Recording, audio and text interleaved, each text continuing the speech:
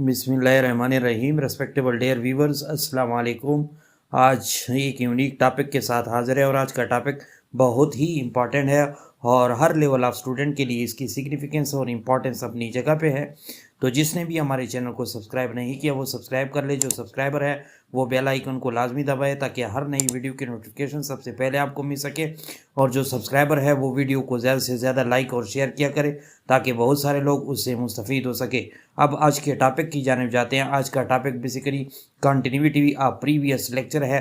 यानी previous lecture में हमने third voyage of Gulliver travel by Jonathan Swift की समरी आप लोग के साथ, यानी जो 5 आइलैंड्स थी उनकी डिटेल आप लोग के साथ समरी शेयर की थी। अब उसका सेटेरिक एनालिसिस है, यानी सेटायर है या सेटेरिकल डिस्क्रिप्शन है कि इस वोयेज में जो 5 आइलैंड्स है उसको किस अंदाज से सेटराइज किया है और इससे उसकी जो टारगेट थी रिफॉर्मेशन वो क्या थी।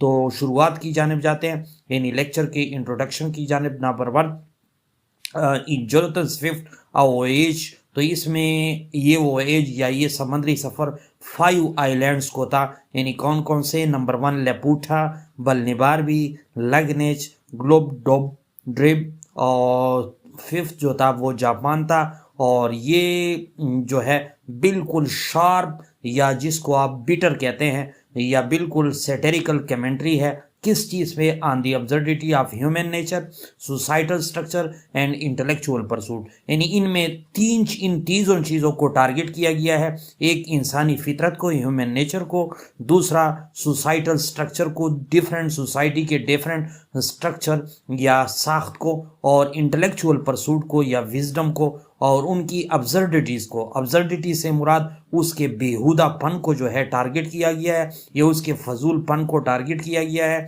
और इसके अंदर Swift uses the voyage to critique everything from scientific inquiry to political power. यानी यहाँ पे क्या कर देते हैं, यानी साइंटिफिक फील्ड से लेकर या साइंटिफिक तफ्तीश से लेकर, यानी वो क्या कर लेता है, क्रिटिक करता है, एनालिसिस करता है everything from scientific inquiry to political power, यानी पॉलिटिकल ताकत वालों को भी और साइंटिफिक इंक्वायरी वालों को भी।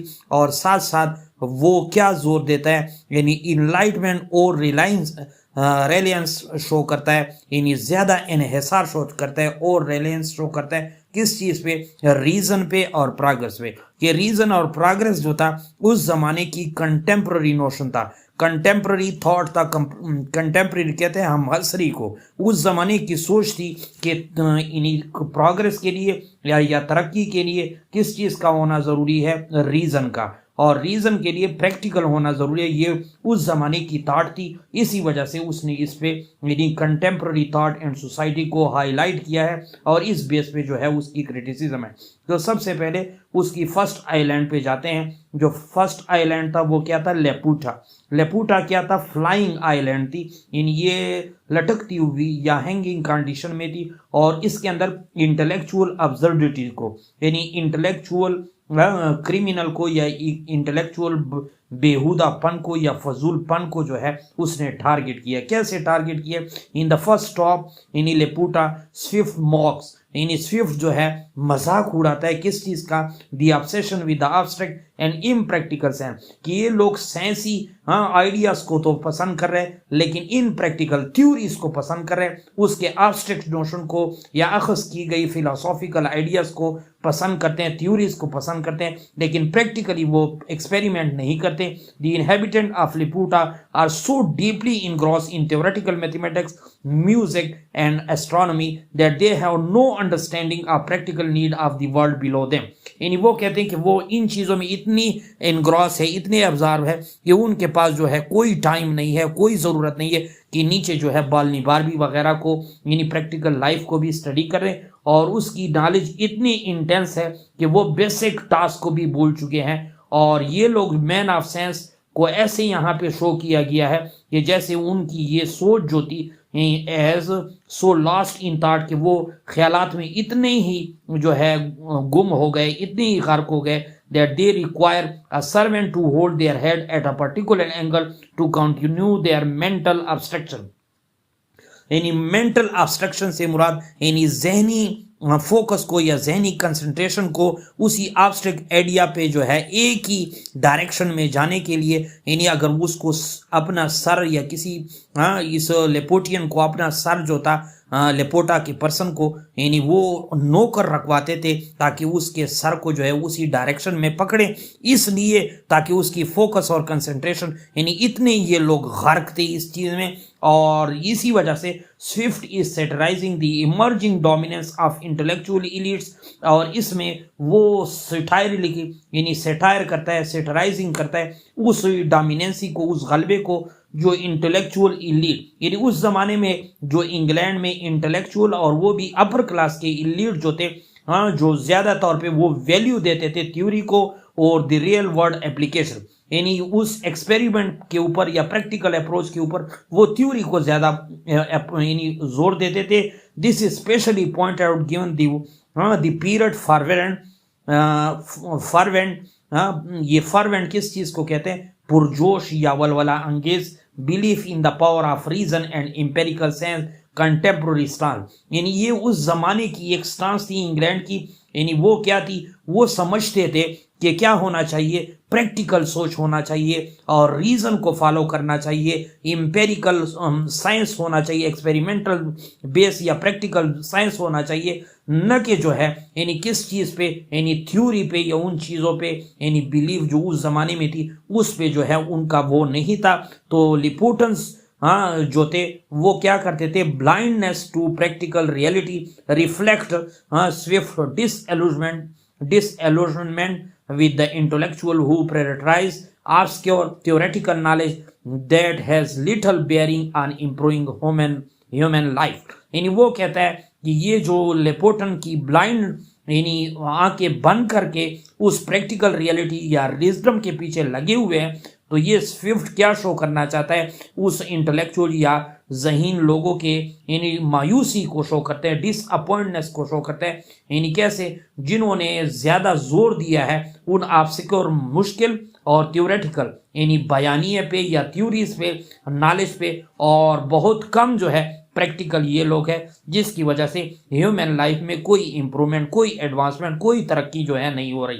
यानी इस तरह समझ ले कि वो जो है यानी आपने आपको तो इंटेलेक्चुअल तो कहते हैं, इंटेलेक्चुअल परसूट के पीछे तो लगी हुए हैं, लेकिन प्रैक्टिकली वो नहीं कर रहे, और प्रैक्टिकल से ही चेंजेस आते हैं न कि थ्योरेटिकल से चेंजेस आते हैं। इसी वजह से ये फ्लाइंग आइलैंड है, यानी ये इसी वजह से ये एब्स्ट्रैक्ट थॉट और फ्लाइंग आइलैंड इसी वजह से कहा गया है कि ये ऐसा है जैसे हवा में तीर छोड़ना या ऐसे यानी लफ्जी बयानबाजी में रहना या फिलासफीज में रहना, थ्योरीज में रहना और प्रैक्टिकल ना होना। सेकंड जो है बाल निबार भी है। ये बाल निबार भी क्या थे, यानी ये सेकंड वो थे, और इन लोगों के पास क्या था, यानी ये लोग किस चीज़ को वो करते थे, यानी ये utopian nightmare of failed progress, यानी ये क्या चाहते थे, जिस तरह ऊपर उनके ऊपर जो हैंगिंग आइलैंड थी जिसमें एक्सपेरिमेंट हो रहे थे, वो लोग उसको कंप्लीट सोसाइटी समझते थे या ऐसे आइडियल सोसाइटी समझते थे, और यही सोसाइटी उनकी आइडियलिस्टिक थी या उनकी अटोपियन वर्ल्ड थी। ऑटोपियन किस चीज़ को कहते हैं, ये ग्रीक में एक मिथ है, और एक जो है यानी ग्रीक के अंदर एक मिथ ऐसी है कि वो जो थे ऐसी ड्रीमी वर्ल्ड बनाना चाहते हैं जिसके अंदर कोई वरी नहीं होगी, कोई कमी नहीं होगी, जिसको ओटोपियन वर्ल्ड कहते हैं। यानी वो आइडियलिस्टिक वर्ल्ड है। आइडियलिस्टिक से मुराद ये है यानी जो उन लोगों की पसंदीदा होगी और जिसके अंदर कोई कमी यानी कंप्लीट सोसाइटी होगी, तो ये उसकी नाइट मेयर थी, ये उसकी कमी थी या उसके जो है प्रोग्रेस की एक फेल एस्पेक्ट थी। यानी वो बाल निबार भी क्या करते थे, उसी तरह यानी ख्याली तौर पे उसको फॉलो कर रहे थे, उस सोसाइटी को जो ऊपर यानी एक्सपेरिमेंट इंटेलेक्चुअल परसूट वाले जो थे। इसी वजह से Swift move to Balnibarbi, a kingdom beneath Laputa, where the inhabitant have been influenced by the Laputans यानी थ्योरीज ऑफ साइंस इनोवेशन। यानी यहाँ पे यानी इस चीज़ को जो वो थ्योरीज का पीछा करते थे लेपोटन को, ये लोग उसको उसी तरह ही फॉलो करते थे। Here Swift covers the failure of progress driven by the misguided ideas.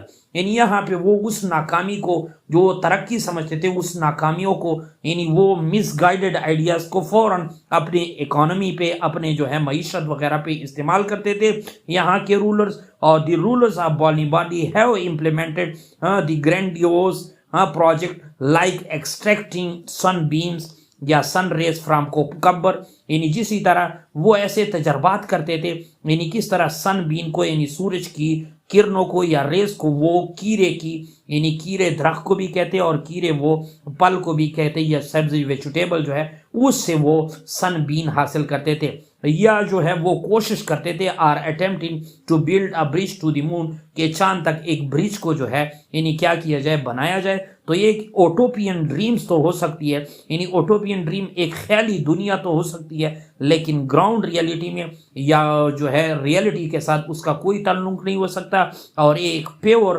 Folly है या मुखलिस या बिल्कुल खालिस हमाकत है, बेवकूफ़ी है। और इसी वजह से इसमें वो सेटराइज करता है किस चीज़ को, यानी this satire takes him at the hubris. यानी ह्यूब्रस किस चीज को कहते हैं, प्राउड को। किसकी प्राउड को, of the political and intellectual leader. यानी यहाँ पे जितने भी इंटेलेक्चुअल लीडर थे, जितने भी पॉलिटिकल लीडर्स थे, हु चैंपियन प्रोग्रेस, जो प्रोग्रेस की नारे लगाते थे, without considering the feasibility of their ideas और द कॉस्ट इन्वॉल्व। यानी जो वो फिजिबिलिटी, मौजूयत को नहीं जानते थे कि इस पे कितना खर्चा आएगा और कितने ख्यालात और क्या तरीके आएंगे, लेकिन वो सिर्फ और सिर्फ वो उन चीज़ों को, जो इंटेलेक्चुअल लीडर थे या पॉलिटिकल लीडर थे, वो इसको जो है यूज़ कर रहे थे। और स्विफ्ट ने इस चीज़ को टारगेट किया है कि ये ब्लाइंडली फॉलोंगी, यानी अंधाधुन जो है तकलीद है, या जो है किसी को जो है यानी इसी तरह आंखें बंद करके पीछा करना है। यानी Swift mark The enlightenment faith that all knowledge leads to improvement, के तमाम इल्म जो होती है वो इम्प्रूवमेंट की तरफ बंदे को ले जाती है। Showing how is guided impractical notion can lead to the societal decay rather than advancement. तो वो कहता है कि जो मिसगाइडेड नॉलेज होती है या इम्प्रैक्टिकल ख्यालात होते हैं, वो क्या करते हैं, सोसाइटी को तबाही की तरफ ले जाते हैं, न कि प्रोग्रेस की तरफ। यानी ये इसका मतलब ये है कि बालनिबार भी जो थे ब्लाइंड फॉलोअर्स थे, और वो जो है सोसाइटी को डीके की तरफ ले जाते हैं, न कि तरक्की की जाने। इसी तरह थर्ड जो आइलैंड है वो यानी लॉगनेग है। यानी लॉगनेग में क्या था, द डेंजर ऑफ इमॉर्टेलिटी। यानी वो ये लोग क्या थे, ये जो है इमॉर्टल यानी बींग्स थे, इमॉर्टल ह्यूमन बींग्स थे। और इमॉर्टल ह्यूमन बींग्स क्या, उसके डेंजर या कॉन्सिक्वेंसेस या नताइज से जो है बेखबर थे। तो स्विफ्ट जो है introduces the ideas of immortality through the Struldbrugs, a race of people who live forever, यानी जो हमेशा के लिए रहते हैं, but are condemned to life of decay and misery. लेकिन वो यहाँ पे उसको सेटराइज करता है कि उनकी जिंदगी फिर क्या हो जाती है, बर्बादी वाली और काबिल अफसोस होती है। और this cruel twist on the common desire for eternal life is an exploration of human greed and the idea of unending existence। यानी अमूमन यहाँ पे इस चीज़ को टारगेट किया गया है कि इंसान जो उसकी लालच होती है कि वो हमेशा रहे और अनएंडिंग यानी ना ख़त्म वाली एग्जिस्टेंस कायम दायम रहे। तो ये जो डिस्ट्रोल ब्रग्स एज है without losing the need for food, इस एज में जो है उनके फूड के लिए, खाने के लिए कोई ज़रूरत महसूस नहीं होती। Shelter, social interaction and their lives become miserable and filled with the despair. उनकी ज़िंदगी बिल्कुल काबिल अफसोस, काबिल तरस हो जाती है और मायूसी से भरी हुई होती है। तो इसी सोच को वो टारगेट करता है कि हमेशा के लिए रहने वाली सोच जो है और हमेशा के लिए दौलत रखने वाली सोच या दौलत कमाने वाली सोच। यानी Swift uses the Struldbrugs as a metaphor for the human tendency to desire thing without fully understanding the consequences. यानी स्विफ्ट यहाँ पे इस सोशल सेटेरिकल चीज़ को ऐसे अंदाज में टारगेट करते हैं कि लोग जो है इंसानी ख्वाहिशात ऐसे होते हैं कि वो चीज़ों की ख्वाहिश तो करते हैं लेकिन उन चीज़ों के नताइज को नहीं समझते। फॉर एग्जांपल इमॉर्टेलिटी तो ढूंढते हैं लेकिन इमॉर्टेलिटी के कॉन्सिक्वेंसेस या डेंजर को वो स्टडी नहीं करते। In this case is a hollow pursuit, और वो कहता है ये कोकला जो है पीछा करना है, ऑफरिंग नो ट्रू बेनिफिट और उसका कोई फायदा नहीं है, but rather a never ending burden, लेकिन ना खत्म होने वाली एक बोझ है। It's a satirical reflection on how humanity, इन ये सेटायर करता है कैसी एक इंसानियत जो होती है in its quest for eternal life, इन कैसे इंसान लोग एक अब्दी जिंदगी के पीछे लगे हुए हैं, आर अनलिमिटेड वर्ल्ड, या ना खत्म होने वाली दौलत के पीछे, any might ultimately find itself trap in never ending cycle of dissatisfaction. यानी जब इंसान वो कहते हैं ना खत्म होने वाली दौलत के पीछे या जो है ना खत्म होने वाली जिंदगी के पीछे लगा रहता है, तो वो क्या कर लेता है, उसकी जिंदगी का साइकिल डिससेटिस्फाइड हो जाते हैं, यानी डिससेटिस्फैक्शन, यानी आखिर में वो खफा ही खफा रहता है, डिससेटिस्फैक्शन। और फोर्थ आइलैंड जो है वो किसकी है, वो यानी ग्लोब ड्रिप की है। यानी इसमें क्या है, the power of history and illusion, यानी पावर ऑफ हिस्ट्री, यानी हिस्ट्री की ताकत, और इल्यूजन वहम व गुमान या फरेब जो है, यानी इन ग्लोब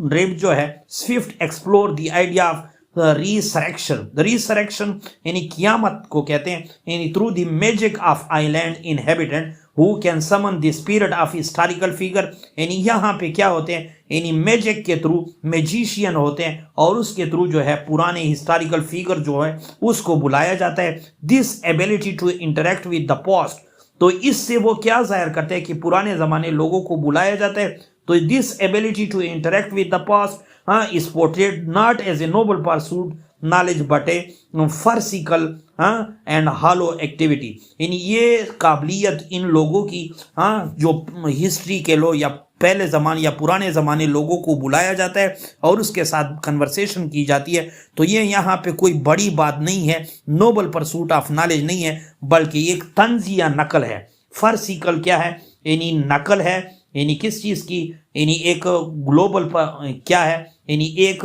तंजिया नकल है, यानी फर्सिकल एंड हॉलो एक्टिविटी और कोखली सरगर्मी है। और इस चीज़ को स्विफ्ट जो है सेटराइज करता है हिस्ट्री को, क्या, और वो भी आयरानिकल अंदाज में, यानी this historical figure are not enlightened being of wisdom. यानी ये जो हिस्टोरिकल फिगर की बात करता है, जिस तरह एरिस्टोटल को बुलाया था, अलेक्जेंडर द ग्रेट को बुलाया था, यानी वो कहते हैं कि ये लोग इतने विजडम वाले नहीं है, but they are often angry and disappointed with how history has interpreted their life, कि यही लोग हमें बताते हैं, खुद मायूस है, खुद जो है खफा है, एंग्री है कि किस तरह हिस्ट्री ने उसकी ज़िंदगियों को गलत बढ़ा चढ़ा के पेश किया है या एग्जेजरेटेड करके पेश किया है।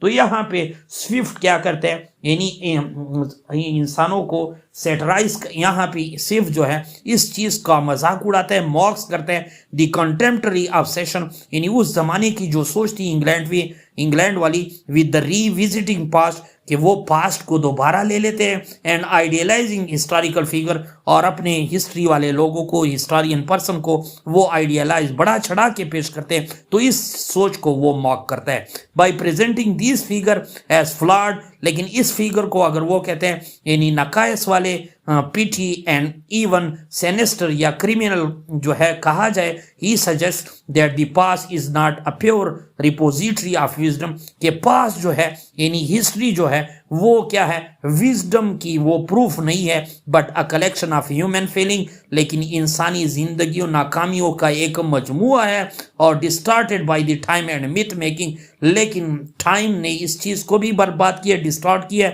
और लोगों की मिथ मेकिंग ने इस चीज़ को, यानी स्टोरियों ने इस चीज़ को बर्बाद किया। यानी हिस्ट्री जो है कोई इतनी बड़ी चीज़ नहीं है, लेकिन वो कहता है जिस तरह ये लोग एग्जेजरेट होके पेश करते हैं। इसी तरह जापान को वो क्या लेते हैं, a final dig at imperialism and cultural superiority. इन यहाँ पे कल्चरल सुपरियरिटी है किस चीज़ की, एंड इम्पेरियलिज्म की एक आइडिया है। इम्पेरियलिज्म क्या होता है, ये कोलोनिज्म की एक आइडिया है, और कोलोनिज्म में इम्पेरियलिज्म यानी इम्पेरियलिस्टिक कंट्री वो होते हैं जो अपनी ताकत को, पावर को और अपनी टेरिटरी का जो ग्रिप होता है वो दूसरे लैंड तक एक्सटेंड करते हैं, फैलाते हैं, उसको इम्पेरियलिस्टिक या इम्पेरियलिज्म सोच रखने वाले, यानी क्या कहते हैं, डॉक्ट्राइन रखने वाले यानी कंट्रीज कहा जाता है। तो इसके अंदर यहाँ पे दो वर्ड इस्तेमाल होते हैं, एक ओरिएंट जो कैपिटल ओ के साथ है, एक ऑक्सीडेंट जो कैपिटल ओ के साथ है, और एक कोलोनिज्म। ये कोलोनिज्म भी एक यानी मतलब है थ्योरी है,